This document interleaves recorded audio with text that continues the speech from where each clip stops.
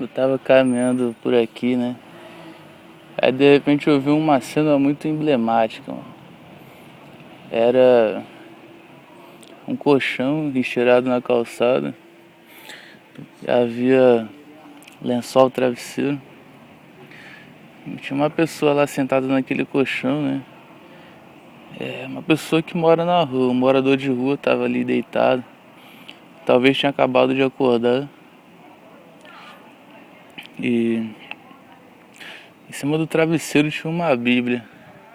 Tinha uma Bíblia que tava ali, aberta em cima do travesseiro. E os pertences do cara estavam ali, posicionados ao lado da cama. Aí eu percebi, né, que obviamente tudo que aquela pessoa possui tá ali. Aquele colchão, aquele lençol, aquele travesseiro, aquelas roupas ali do lado da cama e aquela Bíblia aberta, né?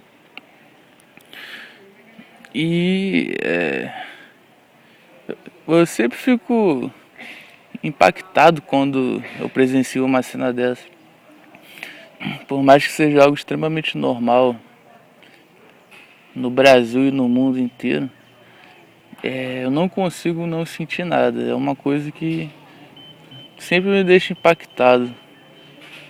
Porque, pô, é um ser humano, né? Um ser humano que tá ali, uma vida que tá ali. Uma pessoa com uma história, com seus medos, seus desejos, sabe? Suas necessidades. E tá ali, né? Abandonada à própria sorte. Vivendo de uma forma subhumana, como se fosse um... Nem como se fosse um inseto, porque um inseto tem casa, né? Todo inseto tem uma casa onde morar, tem o que comer. Mas nem todo ser humano tem isso. Felizmente, isso é uma coisa muito terrível, uma coisa muito triste.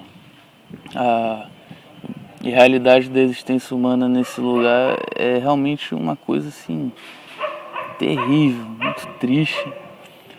E é muito sofrimento espalhado em todos os lugares, cara.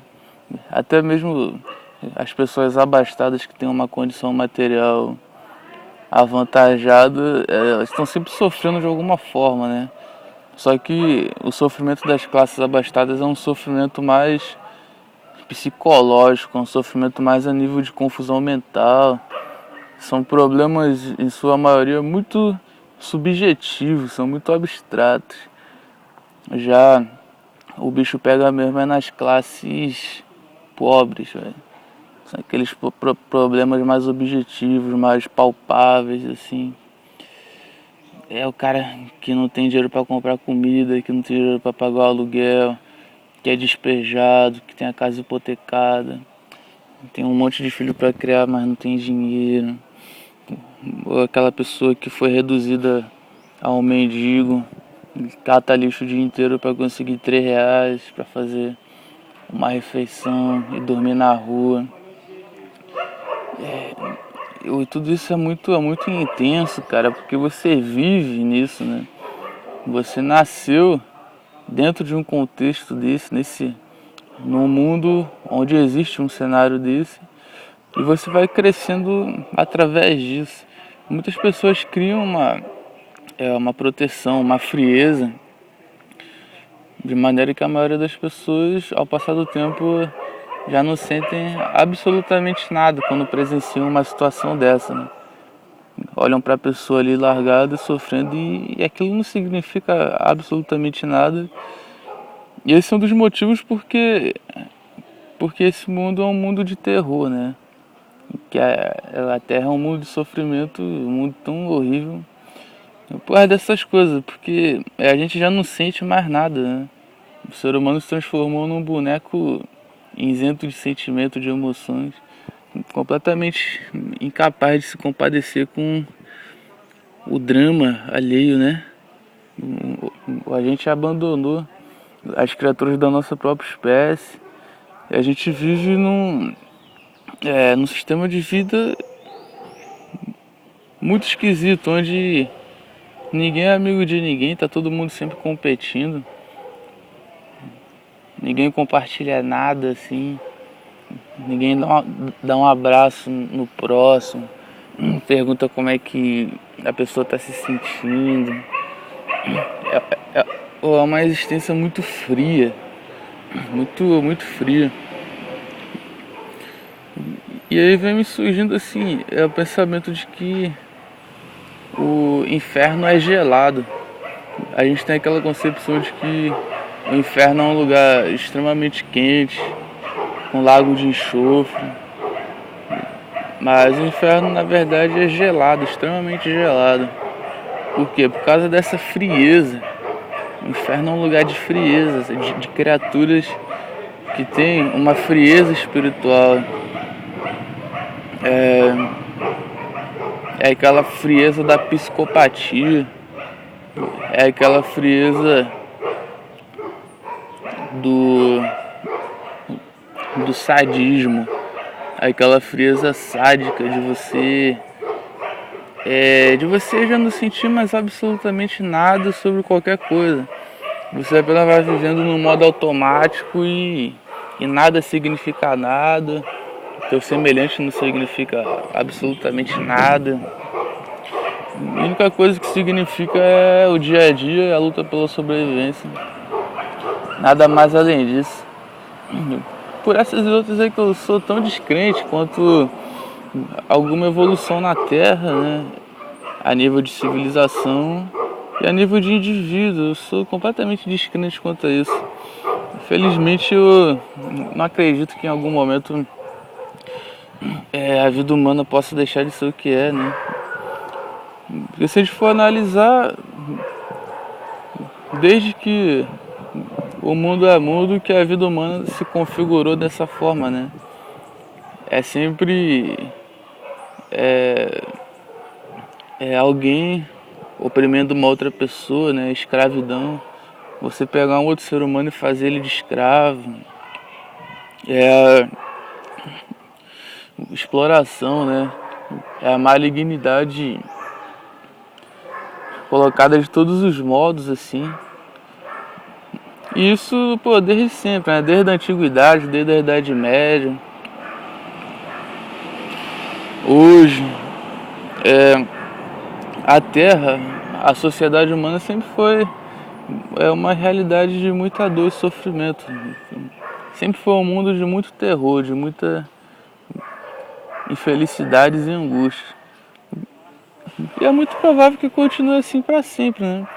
Se não ocorrer uma reviravolta muito intensa na mente e no coração humano, essa situação jamais vai mudar. Mas eu observo que isso não acontece apenas a nível planetário, é uma realidade também que você presencia a nível cósmico. O universo é na verdade uma grande selva. Só que a diferença é que a criatura humana ela foi criada num molde muito ilusório de existência, sabe?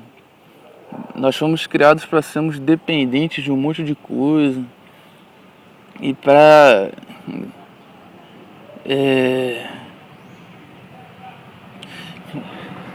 nunca sermos donos do nosso destino. A gente foi configurado sempre para estar seguindo alguma coisa ou aprisionado em alguma coisa. O ser humano nunca foi criado, nunca foi programado para ser uma criatura autônoma, dona do próprio nariz, dona do próprio destino, dotada de um real livre-arbítrio. O ser humano sempre foi colocado dentro de um circuito muito delimitado de existência.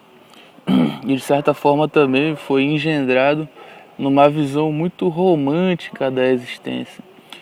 E não é isso que ocorre com criaturas de outras realidades. Essas criaturas elas têm muito mais conhecimento acerca da existência do que a gente e possuem, consequentemente, muito mais autonomia existencial em comparado à criatura humana e à civilização humana. Eles sabem que o universo não é um lugar romântico e que ou a criatura aprende a ter alguma autonomia de existência, aprende a conhecer as regras do jogo, os mecanismos da existência, ou então ela vira comida. o que ocorre com a humanidade, né? Só que e muitas dessas criaturas de realidades paralelas, elas têm um senso de coletividade muito mais amplo do que o senso da coletividade humana, pô. Porque se a gente for analisar na civilização humana, nem mesmo dentro de uma mesma família possui o senso de coletividade, de fraternidade, de irmandade, unidade. Isso a nível planetário então nem se fala, são todos inimigos uns dos outros. Então, muitas dessas outras criaturas já entenderam que para você moldar a realidade, criar uma realidade de acordo com as suas aspirações, isso fica muito mais fácil e eficaz quando você faz a nível de coletividade. Para você fazer a nível de coletividade, você tem que ter uma certa homogeneização dos indivíduos, união. E então eles se afiliam em certas denominações, em certos clãs, em fraternidades, grupos, e vão moldando a realidade, vão construindo e sustentando a realidade que lhes é mais interessante. Só que o ser humano, ele não faz a menor ideia disso, porque ele não tem nem tempo, né, para pensar sobre isso.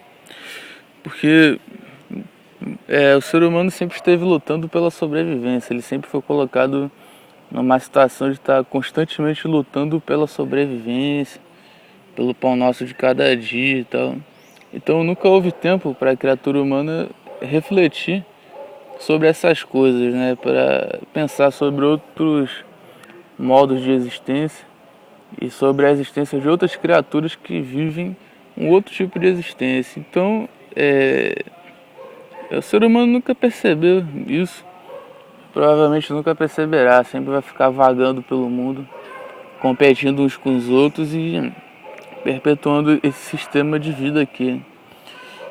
O máximo que a gente pode fazer nessa situação é tentar, nós, enquanto a nível de indivíduo, co-criar uma realidade paralela à realidade desse teatro temporal que os 8 bilhões de seres humanos vivem, né? Que é esse grande drama humanitário, esse imenso delírio, né? São 8 bilhões de seres humanos vivendo um imenso delírio, né? A humanidade vive assim, um estado praticamente psicótico de existência, um delírio, sabe? É aquela coisa assim dos dias da semana, dos meses do ano, são aqueles modos de vida extremamente restritos. As programações dos dias da semana, dos meses do ano, sabe? Segunda-feira é dia de fazer isso, terça é isso, quarta é isso, aí na sexta-feira faz aquilo, aí no sábado é aquilo e no domingo é aquilo. Aí na segunda-feira volta tudo de novo e vai se repetindo, né? É um delírio realmente, né? É uma espécie até de alucinação coletiva, cara. Uma coisa muito estranha e muito eficaz, né? Porque vem acontecendo há milhares e milhares de anos e não muda e não tem previsão de mudança. Então, o máximo que a gente pode fazer enquanto indivíduos é co-criar uma realidade alternativa. Talvez se juntando em pequenas comunidades que possuam outras aspirações, possibilidades de existência mais elevadas, né? Eu vejo muito potencial nesse tipo de cocriação nas ecovilas, que são pequenas comunidades fraternas, onde os membros se dispõem a cultivar o solo, a plantar e colher a própria comida, a fazer sistemas de captação da água da chuva, e viver conforme não um tempo artificial, mas conforme o tempo da própria natureza, porque se a gente perceber, a natureza possui um tempo específico dela, que é o tempo natural da existência. Então, se você é parte da natureza. Por mais exilado que você esteja da natureza, você é um ser intrínseco à natureza, porque você surgiu da natureza. O teu corpo possui ferro, carbono, água, e tudo isso você encontra na natureza. Então você é um mamífero, né? Você faz parte da natureza. Então, se você vive uma qualidade temporal anômala para com o tempo da natureza, você vai estar sempre existindo em dissonância para com o fluxo natural da vida. Então, uma coisa muito interessante dessas ecovilas é que a maioria vive conforme o tempo da natureza. A natureza tem os seus ciclos, tem os seus períodos, tem os seus momentos. Porque uma coisa interessante, né, é que você percebe que a natureza ela possui um determinado tempo para tudo, né? E ela tem os seus momentos muito específicos para as suas determinadas funções. Por exemplo, existe o momento certo em que o beija-flor vai na flor para captar o néctar. Existe um momento certo em que as formigas saem das suas tocas para carregar a folha, trazer galhos e grãos para o formigueiro. Existe um momento certo em que as flores desabrocham. Então, tudo tem o seu momento certo na natureza. E o ser humano é a única criatura que vive os momentos mais arbitrários para com o momento da natureza. Como, por exemplo, quando você está no meio da natureza, você percebe que a hora do almoço nem sempre é no momento em que você quer que seja. Nem sempre a hora que é a hora de dormir, nem sempre a hora que você quer que seja a hora de dormir, mas sim a hora em que a natureza demanda que você faça isso. Às vezes você está no meio da natureza, uma vida no meio da natureza é uma vida que possui outros momentos, que você tem que se adequar ao tempo da natureza e aos momentos da natureza, como por exemplo, sei lá, às vezes é meio-dia, aí dentro do tempo do ser humano, da civilização humana, seria o momento para ele almoçar. Mas às vezes o cara tá na natureza e começa a chover, e aí? Começa a dar um vendaval, uma tempestade. Aí já não é mais o tempo de parar para comer ou almoçar. É o tempo de procurar abrigo, de captar a água da chuva, de fazer outra coisa que não almoçar. Então, a natureza, ela tem esses momentos, esses tempos assim muito mais naturais e muito mais eficazes do que o tempo do ser humano, porque o tempo do ser humano, como não está alinhado com o tempo da natureza, se transformou numa coisa muito esquisita, de maneira que a maioria dos humanos não tem tempo para nada, né?